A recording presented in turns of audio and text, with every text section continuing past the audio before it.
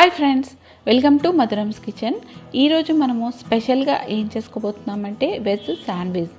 ఇది పిల్లలకైతే చాలా ఇష్టము.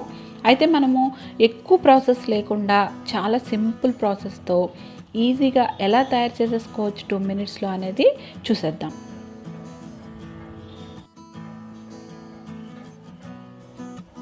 ఫస్ట్ ఒక క్యాప్సికము, ఒక టమాటా, ఒక ఆనియన్ అనేది తీసుకొని బాగా సన్నగా తరుక్కోవాలి.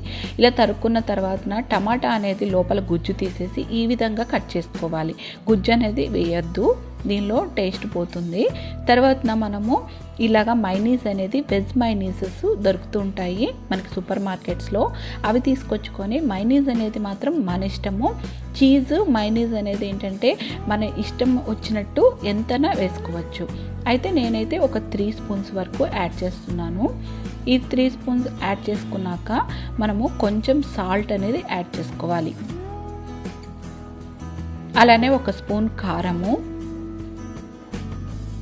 1 కప్పు నిండా మొజరెల్లా చీజ్ తీసుకొని ఇలాగా తురుముకొని యాడ్ చేస్తున్నాను. ఒకవేళ మీ దగ్గర ఏ చీజ్ ఉన్నా అది యాడ్ చేసుకోవచ్చు. శాండ్విచ్కి ఏంటంటే నార్మల్ చీజ్ కూడా యూజ్ చేసుకోవచ్చు.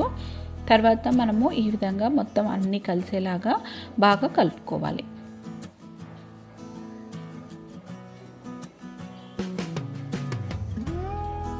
ఇప్పుడు పిజ్జా సీజనింగ్స్ యాడ్ చేస్తున్నాను. ఒకవేళ మీ దగ్గర లేకపోతే స్కిప్ చేసుకోవచ్చు.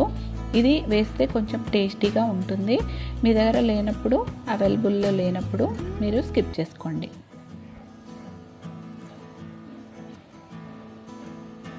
తర్వాత మనము శాండ్విచ్ బ్రెడ్ అనేది తీసుకోవాలి. ఈ శాండ్విచ్ బ్రెడ్లో మనం ఇంతకుముందు తయారు చేసుకుంది మొత్తం ఈ విధంగా స్ప్రెడ్ చేసుకోవాలి.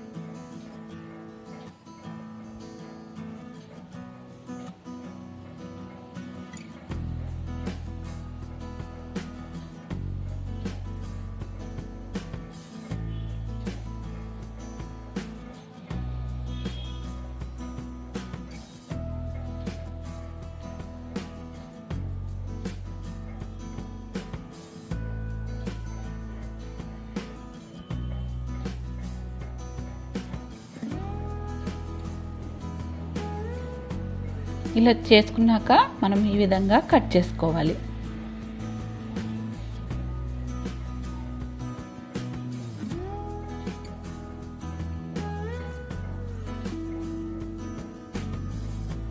కట్ చేసేసుకున్నాక ఇప్పుడు మనము ఈ బ్రెడ్ని గ్రిల్ చేసుకోవడం కోసం అని చెప్పి నేను పెనం అనేది యూజ్ చేస్తున్నాను.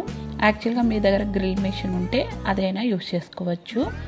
ఇలా పెనం మీద మనం బటర్ అనేది 1 spoon యాడ్ చేసుకొని, బటర్ ఎక్కువసేపు కాలకూడదు, అప్పుడు బ్రెడ్ మీద బ్లాక్నెస్ అనేది వచ్చేస్తుంది. బటర్ వేసిన ఒక 1 secondకే మనము బ్రెడ్స్ అనేది దీనికి పెట్టేసుకోవాలి.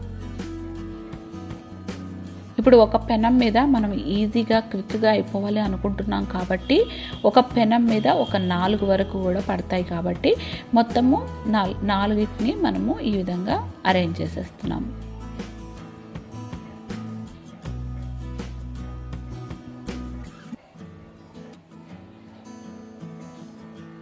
ఇలా ఒకవైపు బాగా కాలినాక రెండో వైపుకి మళ్ళీ తిప్పుకోవాలి. ఇలా తిప్పుకున్న తర్వాత మనము మళ్ళీ బటర్ని కొంచెంగా యాడ్ చేసుకోవాలి.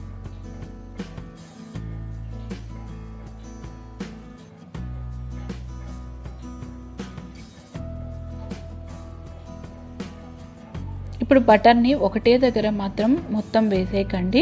ఈ విధంగా నేను చూపిస్తున్న విధంగా బటర్ అనేది ఇలా స్ప్రెడ్ చేసుకుంటూ వెళ్ళాలి. లేదంటే బటర్ మొత్తం ఒకే దగ్గర ఉన్నప్పుడు మనకి బ్రెడ్ అనేది టేస్ట్ అని అనిపించదు. ఇలాగా కొంచెం కాలిపోయినాక మనం చూసుకొని బ్లాక్నెస్ రాకుండా ఇలా రెడ్గా ఉన్నప్పుడే తీసేసుకుంటే చాలా క్రిస్పీగా మనకి బ్రెడ్ అనేది చాలా బాగుంటుంది. చూసారు కదా ఎంత క్విక్గా ఈజీగా అయిపోయిందో.